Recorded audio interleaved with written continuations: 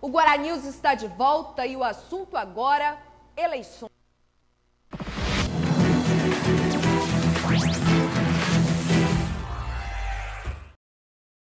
Qual é a sua visão sobre esses movimentos e também a repressão aos manifestantes? Olha, se houver alguma mudança nesse país, essa mudança tem que partir da própria sociedade. Pouco provável que essas elites políticas se movam no sentido de algo diferente do que existe aí. Então é extremamente positivo que a população que saiu às ruas por educação, por saúde, por transportes, tenha feito da maneira como fez. Infelizmente,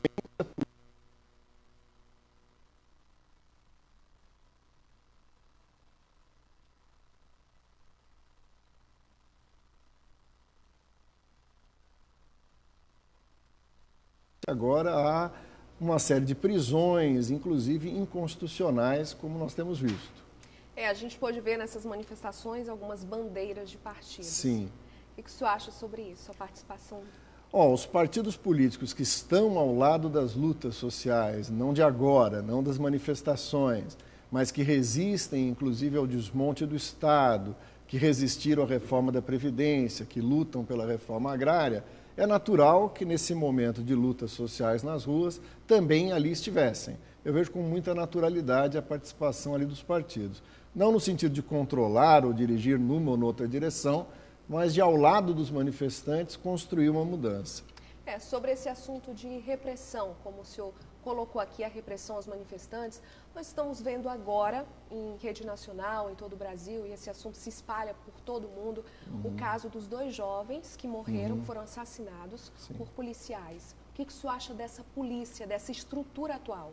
Esse é mais um episódio, como foi o de Amarildo, como foi o de Cláudia no Rio de Janeiro, que nos reforça a ideia de que é necessário terminar com essa corporação que é a Polícia Militar. Ela é uma corporação militarizada, na lógica de uma guerra interna que visa eliminar o seu adversário e que tem provocado no Brasil, em níveis alarmantes, um verdadeiro genocídio, principalmente em relação à população jovem, negra, das favelas, dos bairros pobres, das periferias das nossas cidades. Por isso nós defendemos o fim da Polícia Militar. O fim da polícia? Fim da Polícia Militar. O senhor sempre discutiu, falou sobre temas muito polêmicos. Eu gostaria que o senhor falasse agora, para quem assiste ao Guará-News, a sua visão sobre o aborto. Então, o aborto tem sido polêmico porque o Brasil regrediu naquilo que é essencial, que é a laicidade do Estado. As convicções e princípios religiosos nós respeitamos, é do foro íntimo de cada um, mas o aborto é uma questão de saúde pública. Adolescentes que auto-interrompem a gravidez, levando a sérios problemas de saúde, quando não, raramente, vindo a óbito. Portanto, é um direito da mulher o aborto e aquela que assim desejar, deve ter na rede pública de saúde os meios necessários e adequados para tal prática. E a maioridade penal? Olha, como nós falamos, a política de segurança não se resolve com a violência da Polícia Militar e muito menos rebaixando a idade daqueles que vão ser condenados às penas e vão parar nos presídios. O Brasil hoje já é a 3ª, 4ª população mundial carcerária e nós temos absoluta convicção de que esse não é um caminho para enfrentar o problema da criminalidade. Pelo contrário, temos visto pelos índices um crescimento da criminalidade e um agravamento. No Maranhão, isso tem sido uma realidade tristemente muito presente, não é?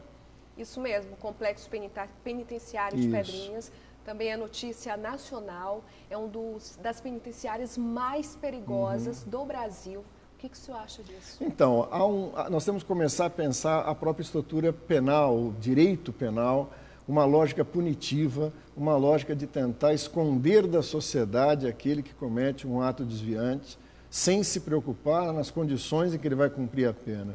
A lei de execuções penais no Brasil não é respeitada nem na metragem mínima necessária para um preso, muito menos naquelas medidas chamadas socioeducativas.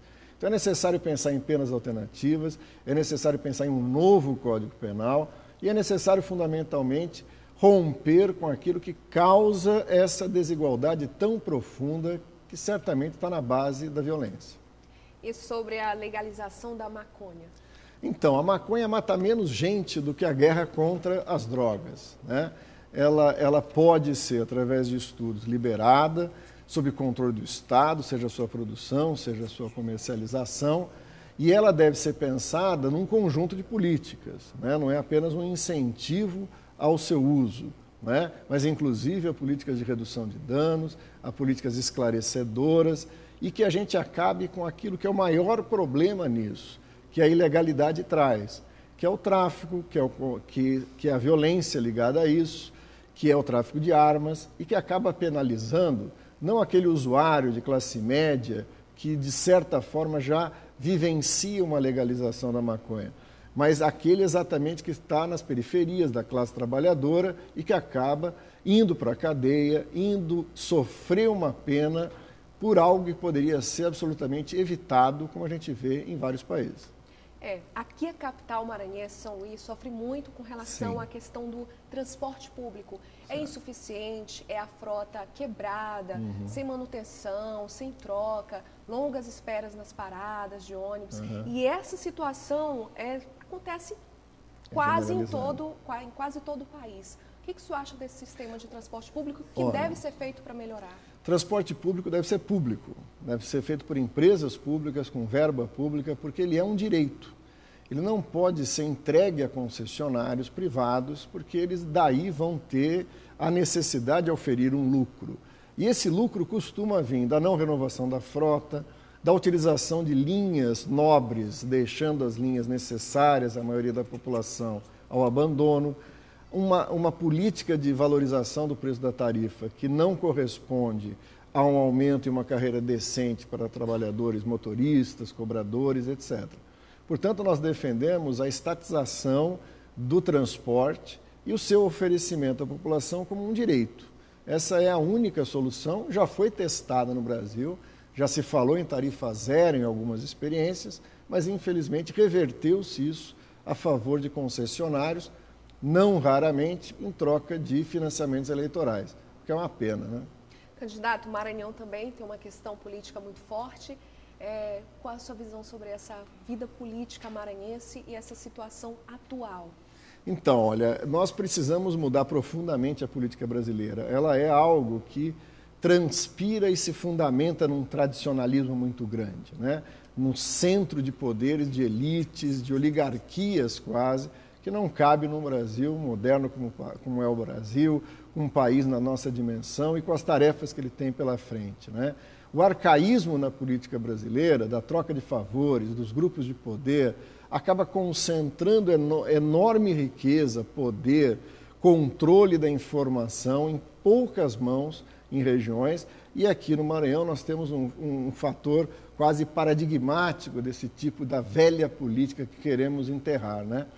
Como a gente dizia recentemente, já que no dia de hoje marca-se a adesão do Maranhão à independência do Brasil, é necessário que o Brasil acolha o Maranhão, né? E a gente realmente se dispõe a mudar esse país, deixando para o passado o coronelismo, a oligarquia, a troca de favores e assuma um país moderno, vibrante, controlado pelo povo, pelo poder popular. Candidato, antes de encerrar, eu queria fazer uma pergunta que eu já recebi outros candidatos aqui nos estúdios do Guará News. É uma pergunta que eu gosto de responder, perguntar para todos. Sim. É o seguinte: o senhor eleito presidente, o que vai fazer com os programas sociais já implantados, como, por exemplo, Bolsa Família? Por favor, seja bem rápido. Sendo bem rápido, quem vai tomar as decisões no nosso governo é o poder popular. A população vai tomar as decisões.